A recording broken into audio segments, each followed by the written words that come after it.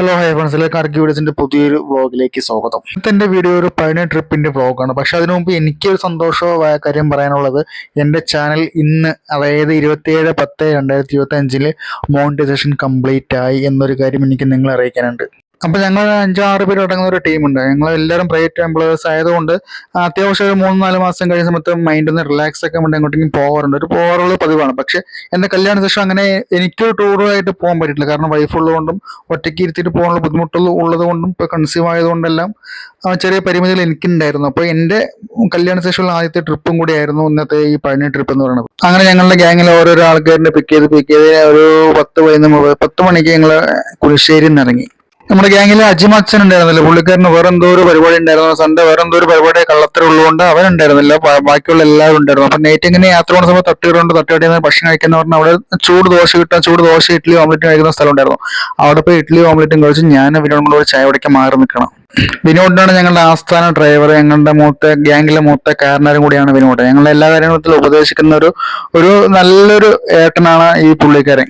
അങ്ങനെ രാത്രി 11 ചായ കുടിയും ഭക്ഷണം കഴിക്കലും എല്ലാം കഴിഞ്ഞ് വീണ്ടും ഞങ്ങളെ യാത്ര തിരിക്കുകയാണ് പഴനിയിലേക്ക്.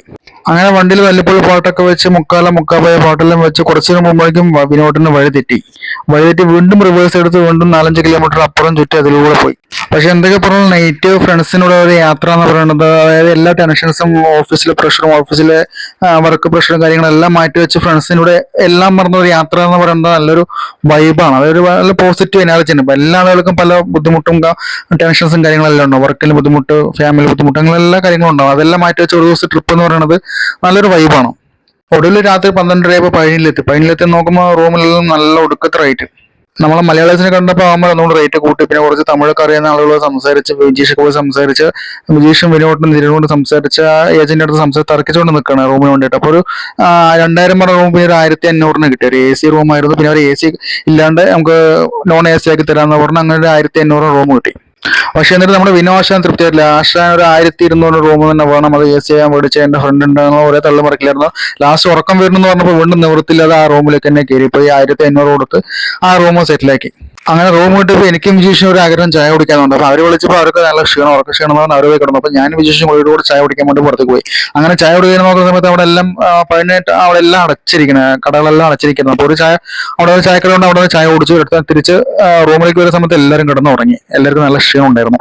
2-2:30 കിടന്ന് ഒരു 4-5 മണി 5:30 ആകുമ്പോൾ വീണ്ടും എണീച്ചു വീണ്ടും ഒരു പുലർച്ചെ പോയി ചായ കുടിച്ച് ഒന്ന് ഫ്രഷപ്പ് ആയി അമ്പലത്തേക്ക് ഫോൺ കൊണ്ടുപോകാൻ പറ്റത്തുകൊണ്ട് ബാക്കിയുള്ള അവിടെ പോയിട്ട് ഫോട്ടോഷൂട്ടൊന്നും എടുക്കാൻ പറ്റിയില്ല.